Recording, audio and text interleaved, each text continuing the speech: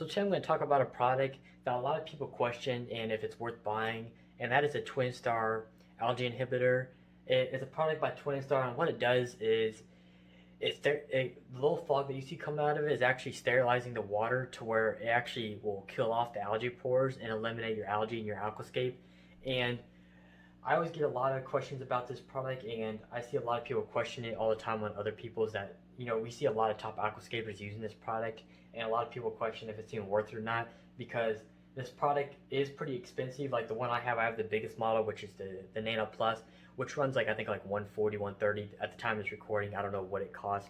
It could change, but and then I think it starts at like the cheapest ones start at like 80 or 90 maybe. I haven't checked. I haven't bought the little really small ones, but I know the big ones are, at the most you're going to spend is like 130, 140 for sure. And so people want, the big question is it worth that price and is it worth having? So what I'm going to say is the easy answer is yes. I think it's totally worth it. Now, the situation where it's most worth it is in a high-tech setup. I think in a low-tech setup, if you're not fertilizing a lot and you don't have a really high wattage light, really if you're doing your water changes, algae shouldn't even be a problem in a setup like that. Unless you're really lazy with your maintenance, then you will have algae. But if you're keeping up with a low tech and doing your 50% water changes at least a week, I mean, you shouldn't ever see algae in a low tech. But again, if you wanted to put one of these on a low tech, it wouldn't hurt at all. But I wouldn't say if you're trying to do a low tech, you're already not trying to spend a lot of money. And this is definitely more of an expensive product. I mean, this could cost much as somebody's filter. So. But yeah, so I think most of the time it's worth it on one of these high-tech setups. So because most of the time we're running really high lights, we're usually dosing quite a bit of fertilizer. We have a lot of fertilized substrates that leach a lot.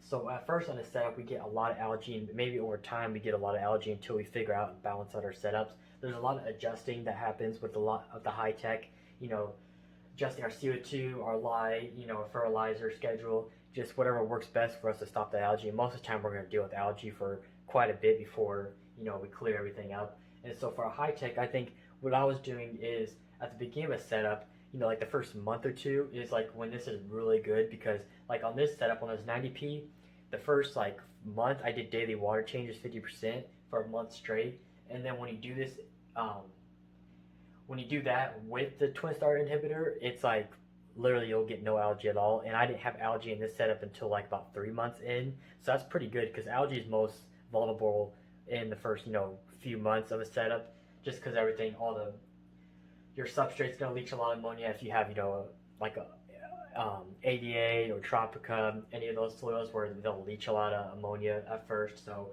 algae is usually very common most of the time. So now one big thing that people confuse is this will not eliminate your maintenance, but if you coexist it with your water changes, then you'll get no algae. So you can't rely on this to basically eliminate all your algae for you. It's not. This won't just kill all the algae for you, but as long as you're doing your maintenance and running this, you shouldn't ever see algae. This product works really well. Over time, it will, I guess you could say, clog. It gets calcium buildup on these metal grids that are on top where the fog actually comes out. And the way you actually fix that is Twinstar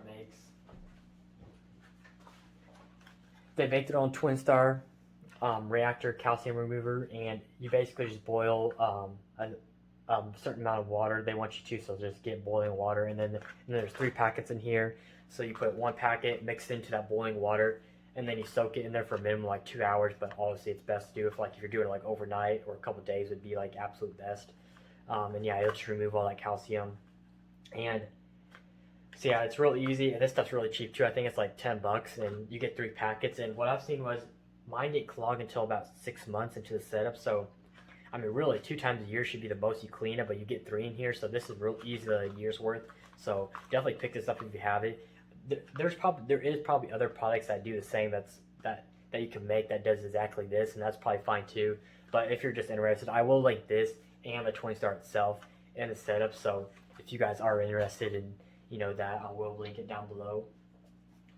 But yeah, but quick answer, I mean, is this definitely worth it? Yes. I mean, it is quite pricey, but if you're willing to have the budget for it, I think 100%. I think you should have this, especially like I was saying for a high tech setup. It's really a lifesaver at the end of the day, and it just makes the beginning of a new setup just easy peasy.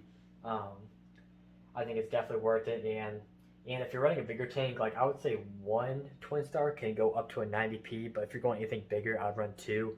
So if you're having your flow, I would say put one over here and then put one, on the other side of your tank. So if the flow is kind of like this, you're getting, good circulation with that Twinstar everywhere. So, and it's best to place this right under the lily pipes or the intake. So it either sucks it in and blows right back out, or that fall will go right in front of the lily pipe and then spray out, and then that should spray out and then kind of make a circular motion, then come back over here. So it should get, as long as your filter's pretty strong, you should get pretty good circulation with that Twinstar inhibitor, and you should see it too.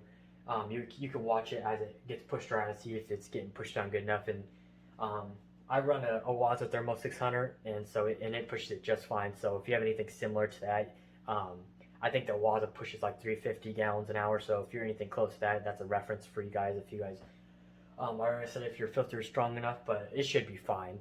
I mean, that's like the biggest case, because this tank is pretty big. This is like definitely the biggest you want to run something like that. Anything smaller, you're definitely gonna be fine. It's the next size down would be like a 2-foot tank, and that's definitely gonna do it. So yeah. Other than that, if you guys have any other questions about this, I could definitely answer it. I know I probably forgot some information. There's definitely stuff I forgot.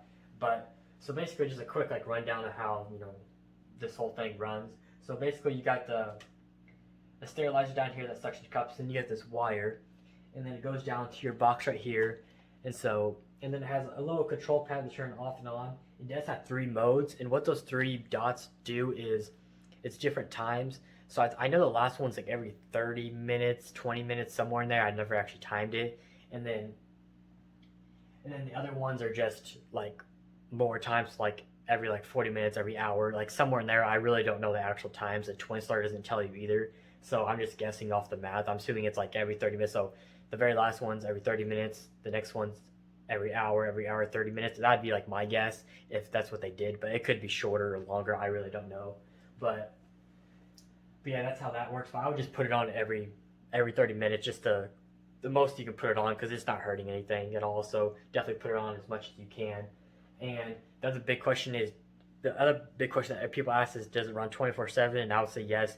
There's no really point in turning it off. I mean, I guess you could put it on a timer, but if you do turn it off, then you'd have to actually physically turn this on too. So putting on a timer wouldn't really be effective, because it would totally shut the system off every time you unplug it. So I don't think that's really going to be a great idea. So I would just put it on the most and just leave it running 24/7. And most people, I don't know the life of this thing. I mean, obviously it will get clogged, like I explained earlier, over time. But I haven't seen anybody that's like has one that's like totally died yet. So it will last you quite a long time. And if you wanted to like use one by one and then switch it between, if you do a lot of setups, you can actually just buy one and then put it in all your setups. If you're doing like a new setup, you can take this one out, put it in that setup, and then when you're done, move it over and put it into another setup if you're setting up new tanks like that. And that'd be totally fine too, because obviously, like I was saying, you don't need to keep it in here long term if you don't want to. I just keep it in here because why not? It's not affecting anything, and even though I'm doing maintenance, and at this point I don't get algae that much at all, it still does effective and it does work still, and so there's no really negative to running it still, 6-7 months to the setup as the time of this recording. But yeah, other than that, I'll link everything down below. You guys can follow my Instagram at JJ Aquariums. If you have any other questions, you can definitely DM me on there, or you can ask me on YouTube on one of my videos, or this video itself. You can comment down below if you have any questions, and I can get that answered for you guys. But other than that, yeah, comment, like, subscribe, and I'll see you guys in the next one.